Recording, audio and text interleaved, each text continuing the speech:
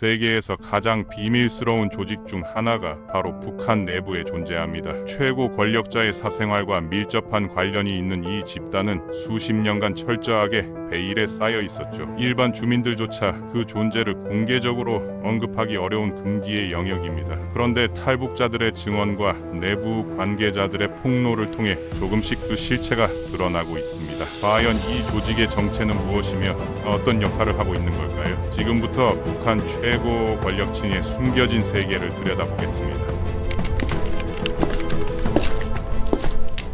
상상조차 하기 힘든 충격적인 이야기가 펼쳐질 것입니다. 북한에서는 이들을 금가루 공장이라고 부릅니다. 최고 지도자를 위해 봉사하는 여성들의 집합체를 가리키는 은밀한 표현이죠. 하지만 외부에서는 주로 기쁨조라는 명칭으로 알려져 있습니다. 이 조직의 탄생 배경을 살펴보면 1970년대 중반으로 거슬러 올라갑니다. 당시 김일성의 후계자로 자리를 굳혀가던 김정일이 자신만의 권력 기반을 다지기 위해 만들어낸 것이었습니다. 단순히 개인적인 욕구 충족이 아니라 정치적 목적이 강했다는 게 전문가들의 분석입니다. 정권 안정과 측근들과의 결속을 위한 수단으로 활용되었던 것으로 보입니다. 1976년경 조선노동당 내부에 조직 지도부 산하 특별부서가 신설되었습니다. 이 부서의 임무는 전국에서 14세부터 16세 사이의 소녀들을 선발하는 것이었죠. 선발 과정은 상상 이상으로 치밀하고 체계적이었습니다. 갑자기 학교에 나타나는 정체불명의 남자들이 체육 시간을 이용해 학생들을 한 줄로 세우고 외모를 살펴본 다음 몇 명을 골라냈습니다. 이런 식으로 1차 선별이 이루어졌던 거죠. 선발된 학생들의 개인 정보는 철저히 수집되었고 그들의 가족 배경까지 꼼꼼히 조사가 진행되었습니다. 선발 기준은 극도로 까다로웠습니다. 가장 우선시되는 건 출신 성분이었어요. 북한 사회에서 개인의 계급과 가문을 나타내는 이 요소가 좋지 않으면 아무리 외모가 뛰어나도 탈락이었습니다. 신체적 조건도 매우 엄격했는데요. 얼굴형은 반드시 달걀형이어야 하고 눈꼬리가 올라가면 안 됐습니다. 심지어 이마와 눈 사이의 거리까지 자로 재서 측정할 정도였다고 하니까요. 키는 160cm 이상, 몸무게는 50kg 이하라는 구체적인 수치까지 정해져 있었습니다. 피부는 반드시 하얗고 깨끗해야 했으며 작은 점이나 흉터라도 있으면 바로 탈락시켰다고 합니다. 더 충격적인 건 신체 검사 과정이었습니다. 기본적인 건강검진은 물론이고 수영복 차림으로 피부에 상처가 있는지 확인하고 산부인과 검진을 통해 남성과의 관계 겸 여부까지 철저히 조사했습니다. 후보생들은 이성과의 교제가 완전히 금지되었고 순결함을 유지해야 했죠. 이런 검사는 연 1회씩 실시되어 학교 졸업까지 5직년간 지속적으로 통과해야 하는 관문이었습니다. 검사 과정에서 탈락한 여성들은 평생 이 사실을 비밀로 해야 했으며 자신이 후보였다는 사실조차 가족들에게 말할 수 없었다고 합니다. 한 탈북 여성의 증언에 따르면 전국에서 모인 후보생 중 최종 심사까지 올라간 건 단 50명뿐이었다고 합니다. 이들의 정보는 1인당 3페이지씩 정리되어 김정일에게 올라갔습니다. 김정일이 직접 10명을 1차 선별한 후 2~3명씩 만나 식사하는 자리에서 최종 2명을 결정했다고 하니까요. 경쟁률만 봐도 어마어마했던 셈입니다. 정작 선발되지 못한 여성들은 다른 분야로 배치되거나 당 간부들의 배우자가 되는 경우가 많았다고 해요. 이들도 평생 감시를 받으며 살아야 했고 선발 과정에서 알게 된 모든 것을 비밀로 해야 했습니다. 처음에는 일반 주민들이 기쁨조 선발을 명예로운 일로 여겼습니다. 신과 같은 존재인 최고 지도자를 직접 모실 수 있다는 건 상상할 수 없는 영광이었으니까요. 하지만 시간이 지나면서 그 실상이 알려지자 분위기가 완전히 바뀌었습니다. 요즘은 딸을 둔 부모들이 선발을 피하기 위해 일부러 얼굴에 상처를 내거나 남성 경험을 갖게 하는 경우도 있다고 하니까요. 심지어 일부러 딸을 태국이나 중국으로 피신시키는 부모들도 있다고 하니 기쁨조 선발이 얼마나 두려운 일인지 짐작할 수 있습니다. 기쁨조에 선발된 여성들은 맡은 역할에 따라 여러 그룹으로 나뉩니다. 3개월에서 6개월간 전문 교육을 받은 후 본격적인 업무에 투입되는데요. 각 그룹마다 다른 훈련을 받아야 했습니다. 김정일의 신변을 돌보는 간병인 역할부터 마사지, 음악 연주, 춤 공연 등 다양한 분야가 있었습니다. 각자의 전문성에 따라 담당 업무가 결정되었던 거죠. 교육 과정에서는 절대적인 복종과 침묵이 강조되었습니다. 어떤 상황에서도 웃는 얼굴을 유지해야 했고 불만을 표현하는 것은 절대 금지였다고 합니다. 가장 주목받는 건 무용팀이었습니다. 김정일이 정기적으로 개최했던 비밀 파티에서 핵심적인 역할을 담당했거든요. 만수무강 예술단 같은 북한 최고 수준의 예술단에서 선발된 20여 명의 무용수들이 참여했습니다. 하지만 이들은 단순히 춤만 추는 게 아니었습니다. 속옷만 입은 채로 술을 따라주거나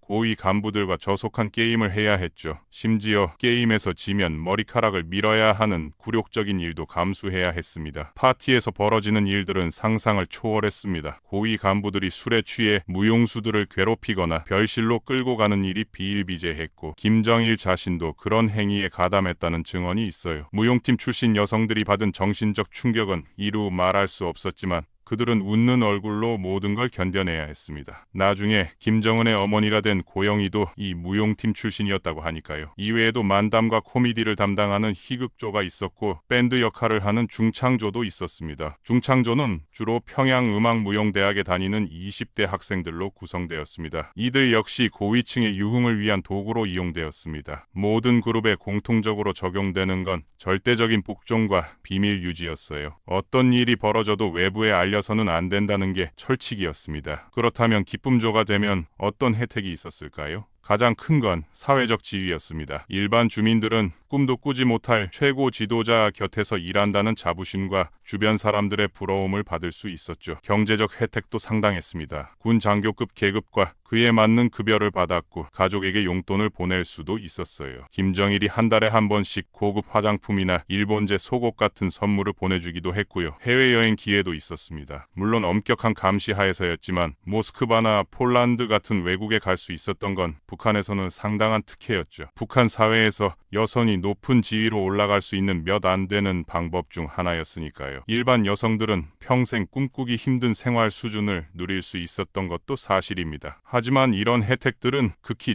제한적이었습니다. 대부분의 여성들에게는 고통스러운 현실이 더 많았어요. 김정일과 직접 관련된 일을 하는 사람들은 일반 사회와 완전히 격리된 생활을 해야 했습니다. 휴일은 1년에 새해 한 번뿐이었고 귀향도 정부 관계자의 철저한 감시 하에서만 가능했죠. 자유로운 시간은 거의 없었다고 보면 됩니다. 24시간 언제든 호출에 응해야 했습니다. 개인적인 감정을 표현하는 것도 금지되어 있었고 다른 남성과의 연락이나 만남은 상상조차 할 수 없었습니다. 철저히 통제된 환경에서 살아야 했던 거죠. 25세가 되어 기쁨조에서 은퇴한 후에도 문제는 계속됩니다. 정부에서 지정한 고위 간부와 결혼해야 하는데 대부분 나이 많은 남성들이었어요. 기쁨조 출신 여성과 결혼하는 남성들도 달갑지 않아 했고 결과적으로 대부분의 부부가 불행한 결혼 생활을 했다고 합니다. 남편들은 아내의 과거를 의심하고 질투했으며 여성들은 과거를 숨긴 채 살아야 했습니다. 결혼을 거부하면 최악의 경우 처형당할 수도 있었고 고향으로 돌아가더라도 평생 감시를 받으며 비참한 생활을 해야 했죠. 어떤 선택을 해도 자유로운 삶은 불가능했던 겁니다. 은퇴 후 정신적인 문제를 겪는 여성들도 많았다고 합니다. 외상 후 스트레스 장애나 우울증에 시달리면서도 제대로 된 치료를 받을 수 없었죠. 이런 조치들은 모두 비밀 유지를 위한 것이었습니다. 최고 지도자와 측근들의 사생활은 국가 기밀이고 그것을 아는 기쁨조 여성들이 일반 사회로 돌아가는 건 정부 입장에서는 너무 위험한 일이었거든요. 은퇴 후에도 비밀을 공유할 수 있는 간부와 결혼시키거나 철저한 감시 하에 두는 건 정보 유출을 막기 위한 조치였던 겁니다. 한번 기쁨조가 되면 평생 자유롭게 살 수 없는 시스템이었던 거죠. 실상이 알려지면서 기쁨조는 더 이상 명예로운 직업이 아니게 되었습니다. 오히려 피해야 할 일로 여겨지기 시작했고 많은 주민들이 경계심을 갖게 되었죠. 현재는 북한 여성들이 선발되지 않기 위해 온갖 방법을 동원한다고 합니다. 미인 대회나 예술 활동 참여를 꺼리는 분위기까지 형성되었다고 해요. 김정일의 건강이 악화되기 시작한 1994년을 마지막으로 기쁨조 신규 선발이 중단되었습니다. 그의 사망과 함께 기쁨조 활동도 잠시 중단되었다가 김정은 정권에서 다시 부활했어요. 김정은은 부인 리설주를 적극적으로 언론에 노출시키며 다정한 남편의 이미지를 연출하고 있지만 실제로는 2009년부터 기쁨조 선발을 재개했다는 정보가 있습니다. 2012년 공식적으로 기쁨조가 부활했을 때 선발 기준에도 변화가 있었어요. 키 기준이 106cm에서 65cm로 높아졌고 피부가 희고 날씬한 여성을 선호하는 김정은의 취향이 반영되었다고 합니다. 최근에는 약 600명의 여성이 평양에 모집되었다는 정보도 있어요. 김정은 시대의 기쁨조는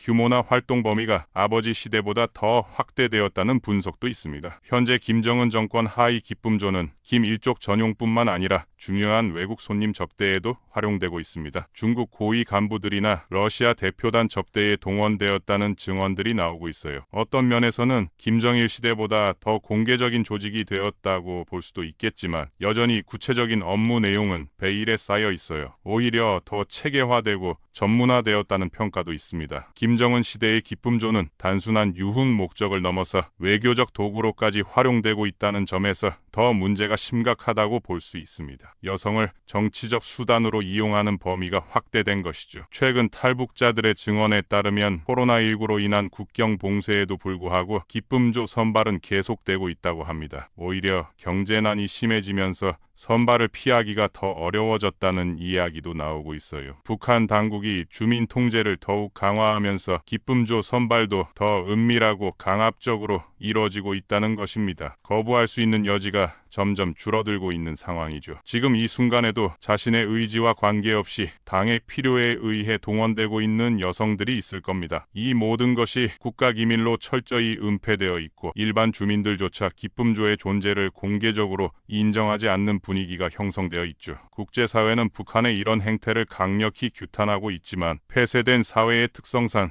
실질적인 개입이나 도움을 주기는 어려운 상황입니다. 유엔 등에서 지속적으로 문제를 제기하고 있지만 북한은 일절 반응하지 않고 있어요. 납치나 다름없는 형태로 여성들을 강제 동원하는 북한 정부의 방식은 더 이상 통용될 수 없는 시대착오적 발상입니다. 여성 인권 회복을 외치는 국제적 흐름에 북한이 역행하고 있는 건 명백한 사실이니까요. 하지만 북한 체제가 근본적으로 바뀌지 않는 한 기쁨조 같은 조직의 존재도 계속될 것으로 보입니다. 권력자들의 사적 욕구를 충족시키기 위해 여성들을 희생양으로 삼는 일이 언제까지 계속될지 모르는 상황입니다. 북한도 변해야 하고 그때까지 우리는 이 문제를 잊지 말아야 할 것입니다.